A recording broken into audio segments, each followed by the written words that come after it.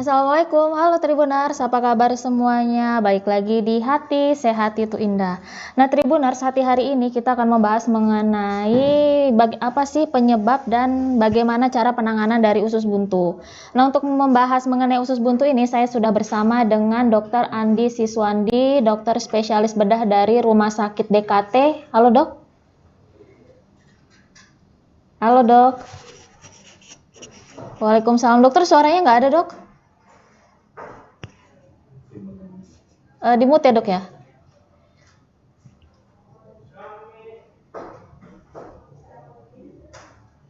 Halo dok.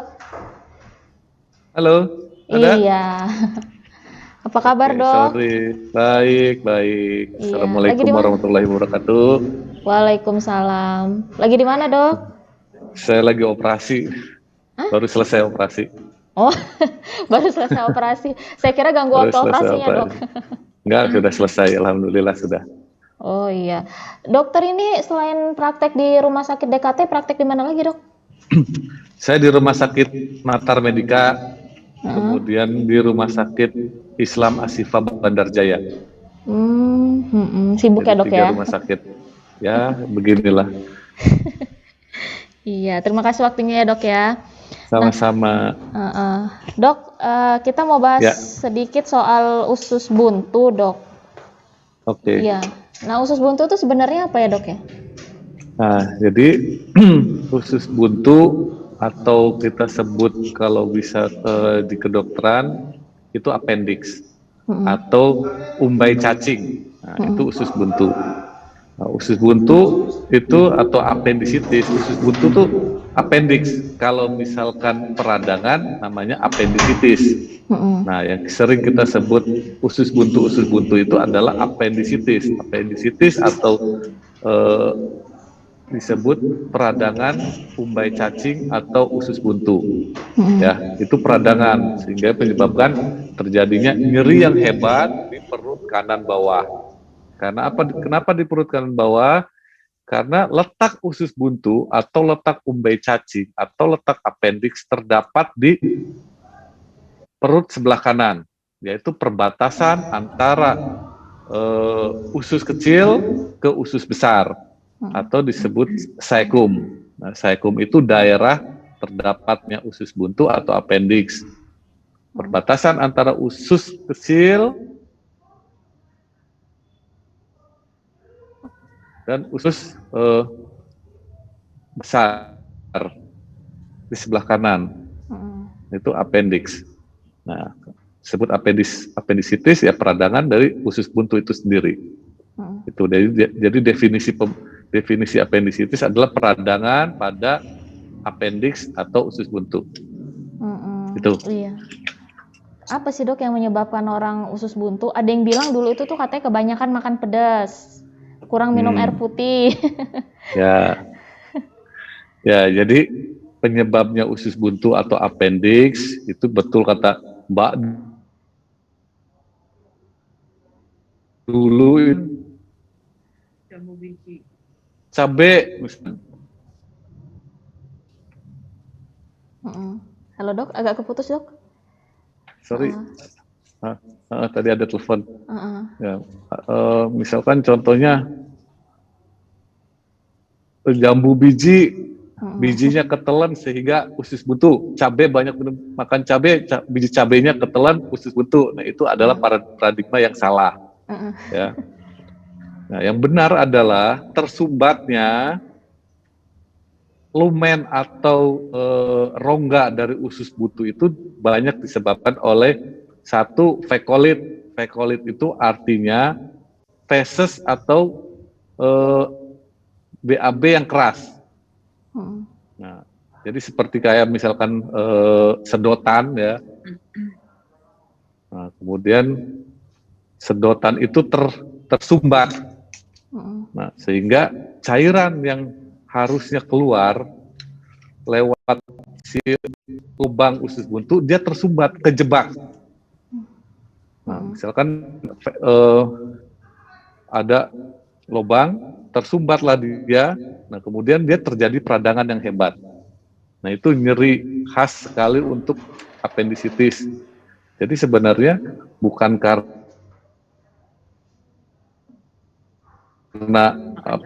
makanan yang baik, makanan yang mengandung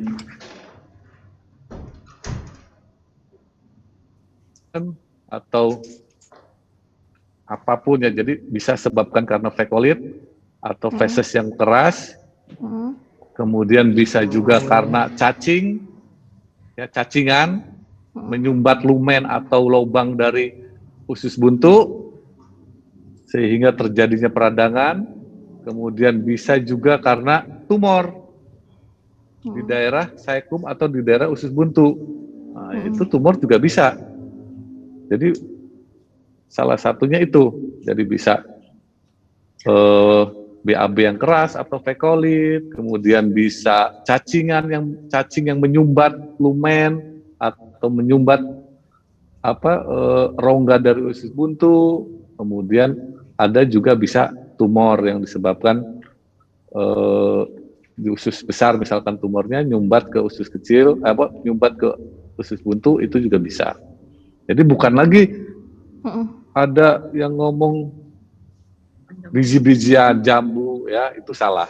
Ya, jadi itu salah satu penyebabnya. Makan cabai itu juga nggak benar.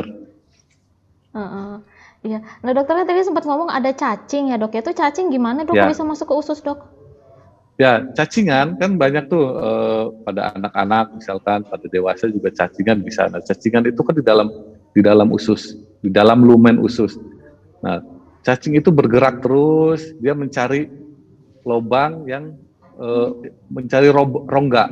Nah, kemudian dia masuk ke rongga usus buntu, kemudian dia nggak bisa keluar lagi, terjebaklah di situ cacingnya. Nah, sehingga menyebabkan peradangan pada usus buntu atau appendix dan menyebabkan rasa nyeri itu. Jadi cacing itu dia mencari jalan untuk keluar. Masuk ke situ, dia nggak bisa keluar lagi, kejebak di situ, mati di situ, dia kejebak. Akhirnya itu. Iya, cacing itu kok bisa masuk dalam tubuh gitu dok? Apa dari makanan atau dari apa? Dari makanan kan, misalkan kita orang Indonesia kan suka sayur-sayuran tuh. Nah, sayur-sayuran yang tidak dicuci bersih sehingga telur cacing itu masih ada di daun itu, dimakanlah lalaban, misalkan lalaban pecel lele, kita makan pecel lele lalaban. Kemudian dicucinya tidak bersih. Entah itu kangkung misalkan, entah itu kol atau daun kemangi atau apalah yang biasa dimakan mentah, nyucinya nggak bersih. Nyucinya harusnya di air mengalir. Dia asal basah aja, nah kemudian dimakan. Nah itu telur cacing itu berkembang biak di dalam usus. Nah sehingga bisa cacingan. Atau misalkan lewat larva itu misalkan kita anak-anak tuh sering main tanpa alas kaki. Nah, sehingga lewat kulit masuk larva itu atau cacing muda, larva itu cacing muda masuk ke dalam kaki, nah sehingga bisa cacingan juga bisa. Iya. Nah, kalau tumor tadi dok, itu tumor apa itu dok? Ya biasanya tumor disebabkan tumor usus. Ya, tumor usus atau tumor saikum. Yang saya sebutkan tadi, saikum itu perbatasan antara usus kecil dan usus besar.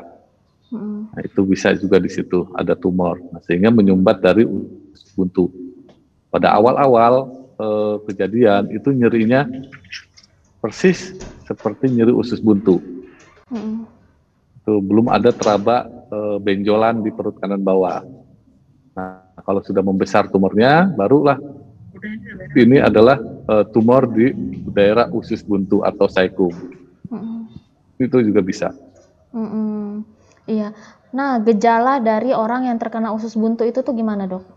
Nah, gejalanya pertama dia mual, rasa nggak enak di lambung. Ya. Nah, rata-rata biasanya di daerah itu, oh ini lambung. Nah, awalnya memang hari pertama sampai hari kedua itu nggak enak di lambung. nggak di perut kanan bawah dulu, dia tidak nyeri dulu, nggak enak, mual, kadang disertai muntah, kadang disertai demam, itu 1 sampai 2 hari awal, itu gejalanya.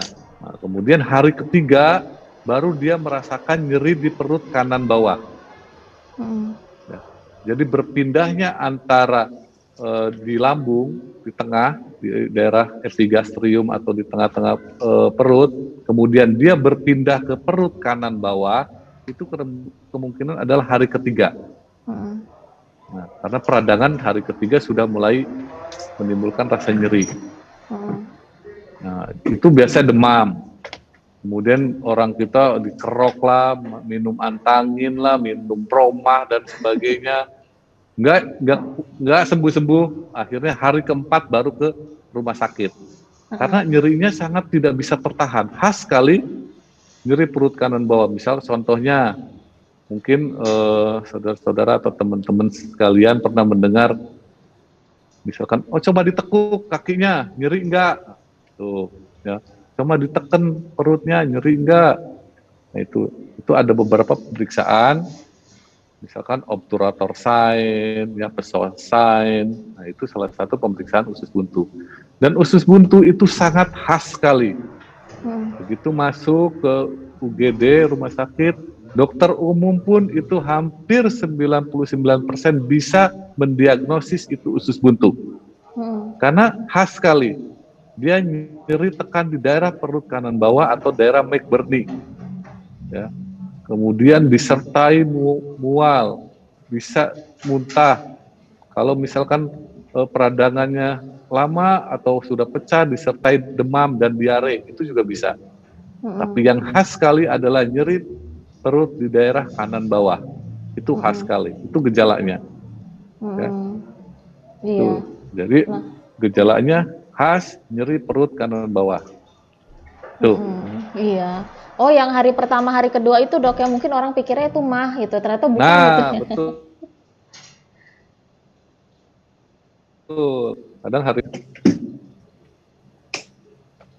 Kadang hari pertama, kedua itu orang masih itu cuma masuk angin, itulah. Oh masuk angin, nggak enak, oh masuk angin, tiduran aja hilang, oh minum antangin, orang pintar minum antangin, oh boleh. Jadi Tapi ternyata itu diminumin hari nggak pertama, hari sembuh-sembuh. kedua, nggak sembuh, dikerok udah merah semua, udah depan belakang dikerok semua sampai kepala dikerok, nggak sembuh-sembuh. Akhirnya hari ketiga, hari keempat biasanya datang ke rumah sakit. Nah ini hari keempat, hari sudah terlambat sebenarnya untuk datang ke rumah sakit. Bisa kalau sudah hari keempat, hari kelima datang ke rumah sakit, itu bisa juga usus buntunya sudah pecah. Ya, jadi nyeri hebat, tidak tertolong lagi, udah ke bidan, udah ke mantri terdekat, udah ke puskesmas, nggak ada perubahan, baru datang ke rumah sakit. Nah, biasanya dia datang hari keempat, hari kelima itu sudah usus buntunya sudah pecah. Itu banyak sekali kasus-kasus di Bandar Lampung datang ke rumah sakit itu usus buntunya sudah pecah karena nyerinya sudah nggak bisa lagi ditahan. Orang kita kan kalau misalkan nyerinya masih ditahan, nggak akan datang dia ke rumah sakit. Nah, di rumah aja bisa ditahan. Begitu nggak bisa ditahan, baru dia datang ke UGD. Itu ya. Iya. Jadi itu gejalanya sangat khas sekali, nyeri perut kanan bawah. Oh berarti kalau udah ususnya udah pecah itu berarti udah sakit banget gitu dok ya perutnya? Ah betul, udah sakit banget. Nah dokter kalau ketemu sama pasien yang usus buntu ini dok, terutama yang udah pecah itu, dokter gimana tindakannya? Nah tindakannya tentu ini usus buntu itu salah satu kategori akut abdomen. Akut abdomen itu artinya harus segera dilakukan tindakan. Itu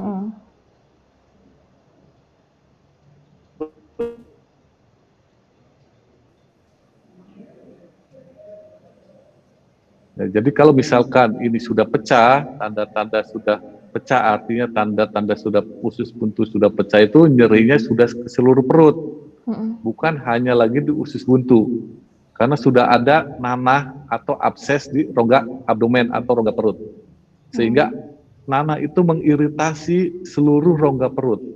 Makanya kita sebut kalau di kedokteran adalah peritonitis. Peritonitis itu nyeri seluruh perut, ya. Peritonitis difusa.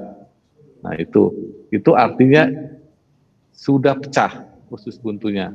Nah, tindakannya adalah laparotomi. Kalau misalkan hanya usus buntu akut atau kita sebut apendisitis akut, itu samping saja, sayatannya di samping pusat belah kanan, ya.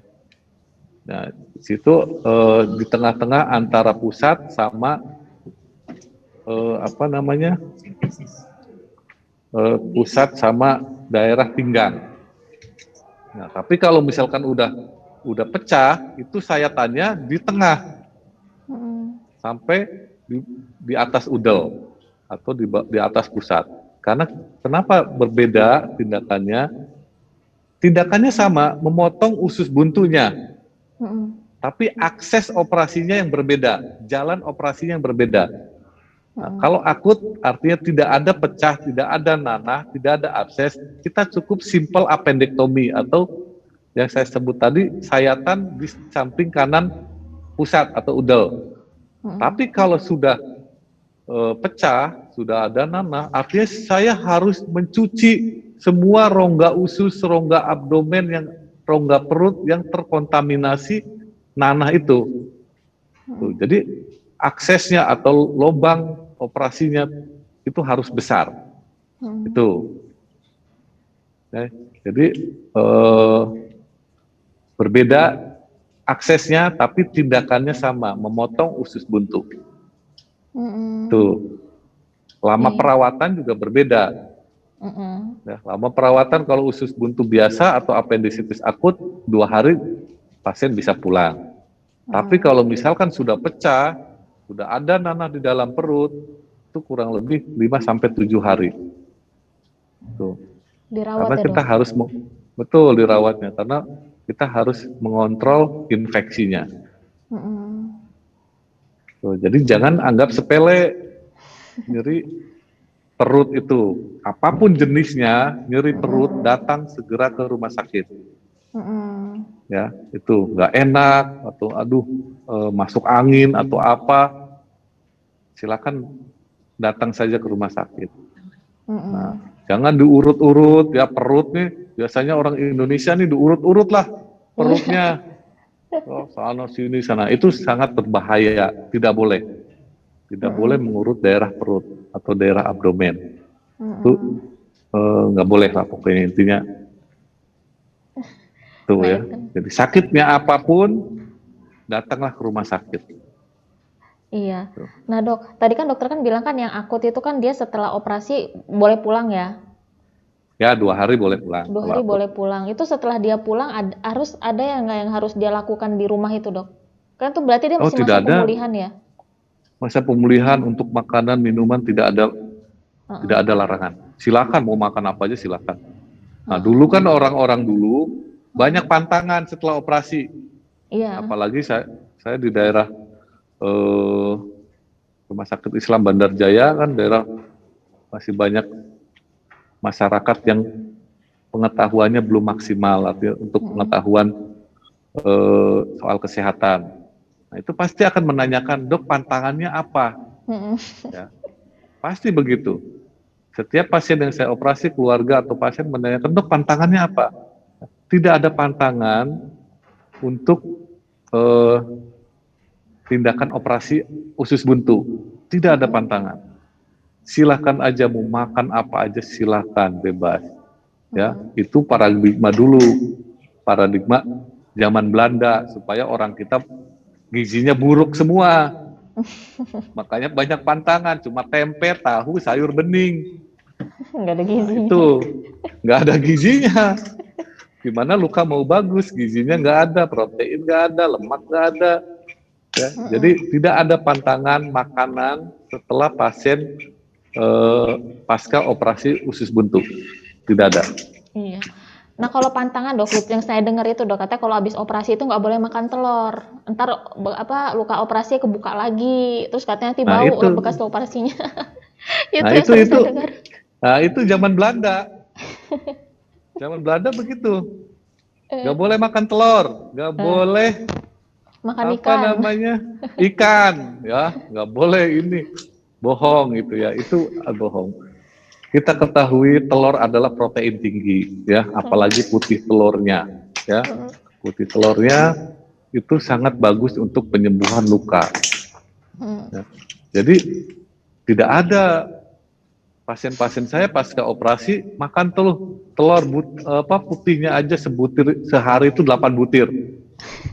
Ya, karena itu protein tinggi betul. Atau di daerah di sini di daerah Lampung masih banyak ikan gabus, ya.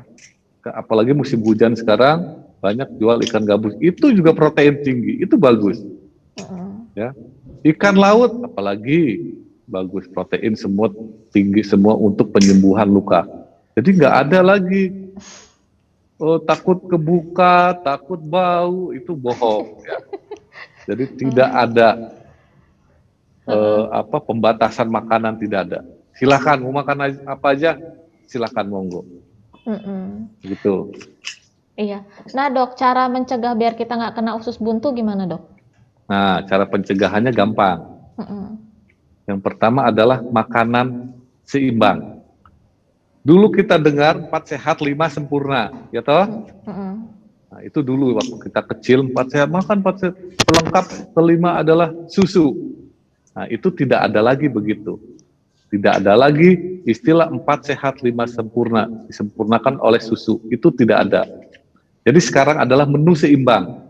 Seimbang itu artinya lemaknya seimbang, proteinnya seimbang, buah-buahan dan sayuran seimbang, ya.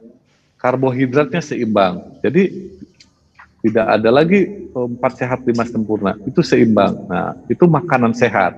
Jadi makanlah yang sehat, misalkan sayur-sayuran yang cukup, buah-buahan yang cukup, pembatasan karbohidrat, dan yang pasti adalah diselingi olahraga. Tuh, ya. Rokok jelas itu nggak boleh, ya, merokok. Kemudian kopi terlalu banyak juga tidak boleh. Ya. Minum air putih lah yang bagus, yang sehat. Buah-buahan, ya. Makan di Indonesia ya makanan pokoknya ya nasi lah karbohidratnya, atau diganti dengan kentang rebus silakan. Kurangin makanan gorengan yang digoreng, kurangin ya. Apalagi itu makanan yang digoreng kita beli di luar, bukan di rumah gorengnya. Yang minyaknya hitam, nggak karu-karuan dari kemarin, itu lagi dari kemarin, cuma tambahin dikit. Nah itu juga sangat berbahaya buat tubuh. Ya, itu makanan gorengan, tempe, tahu goreng, bakwan goreng kan enak tuh, ya nggak? Nah, itu nggak boleh. Ya, jadi menurut kesehatan, makanan yang digoreng 1 minggu sekali atau 2 minggu sekali itu cukup. Ya, kan digoreng. Kecuali kita makan gorengan sendiri yang jelas-jelas minyaknya sehat. Misalkan contoh ada minyak jagung, ya, yang rendah kolesterol. Kemudian hanya habis sekali minyak itu dibuang, tidak didaur ulang lagi. Nah itu, minum air putih, istirahat yang cukup, insya Allah akan terhindar dari usus buntu. Iya. Kalau minum-minuman ini dok, kan sekarang ini kan banyak dijual minuman-minuman yang gitu ya dok ya, yang macam-macam ya. Itu bisa nyebabin juga nggak dok? Sebenarnya minuman, misalkan contoh kerating deng ya, extra jos, Fanta, Sprite, silakan saja, tapi tidak dalam jangka konsumsi yang lama. Seminggu sekali minum salah satu botol minuman itu ya nggak apa-apa, tapi jangan konsumsi yang lama. Tetap minuman kemasan tetap ada bahan pengawetnya. Ya. Dan itu nggak baik. Ya. Minum air putih cukuplah. Dah, air putih, kopi boleh sehari 1 cangkir boleh, tidak lebih dari itu. Oh iya dok. Dok, kalau boleh saya mau nanya sedikit dok. Tadi itu kan saya agak tertarik. Tadi dokter bilang nggak boleh ngurut perut. Itu memang kalau dampaknya apa dok ke perut kalau misalnya diurut? Itu masih banyak loh dok yang ngelakuin sampai sekarang.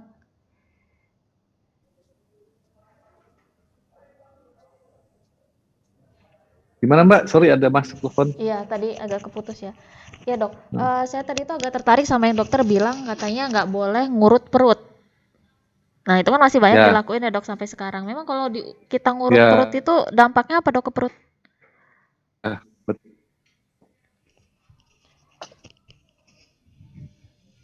Ya itu memang ngurut perut itu tidak boleh. Ya. Jadi isi perut atau usus itu disusun oleh Tuhan yang Maha Kuasa, oleh Allah yang Maha Kuasa, udah sempurna. Ya. Kita panjang usus itu kurang lebih 1,5 meter, kurang lebih 3 meter. 3 meter sampai 3,5 meter usus itu. Ya. Jadi urutan usus itu sudah sempurna dibikin sama Allah. Nah, kemudian gara-gara nggak enak atau contohnya masuk angin lah, diurut lah. Oh ini angin, diurut sana sini sehingga susunan usus itu bergerak atau bisa melintir. Nah, melintir ini yang membahayakan jiwa manusia, membahayakan pasien itu sendiri atau membahayakan orang itu sendiri. Ya. Melintir, pembuluh darahnya mati, kemudian ususnya mati. Nah, datang terlambat ke rumah sakit yang bisa menyebabkan nyawa melayang cuma-cuma gara-gara diurut. Nah, itu yang pertama. Yang kedua, kalau misalkan usus buntu, aduh nyeri lambung, kemudian diurut, dia tadinya nggak pecah usus buntunya, gara-gara dipencet-pencet sama si tukang urutnya, dia jadi pecah. Nah, itu nggak boleh. Ya. Jadi atau misalkan nggak enak ada benjolan di perut, diurut-urut jadi pecah ususnya. Ya. Jadi tidak boleh diurut-urut itu. Pokoknya sakit perut, datanglah ke puskesmas terdekat, nah atau datang ke dokter kalau dekat rumah sakit boleh. Ya, dan jangan diurut-urut. Iya. Oke dokter Andi, terima kasih banyak ya dokter Andi atas waktunya dokter terima kasih. Terima kasih. Mohon maaf udah mengganggu prakteknya. Ya, nggak apa-apa. Iya, terima kasih banyak ya dokter ya. Makasih ya. Assalamualaikum. Salam. Oke Tribuners, tadi obrolan kita bareng dokter Andi. Semoga obrolan bermanfaat. Sampai jumpa lagi. Assalamualaikum.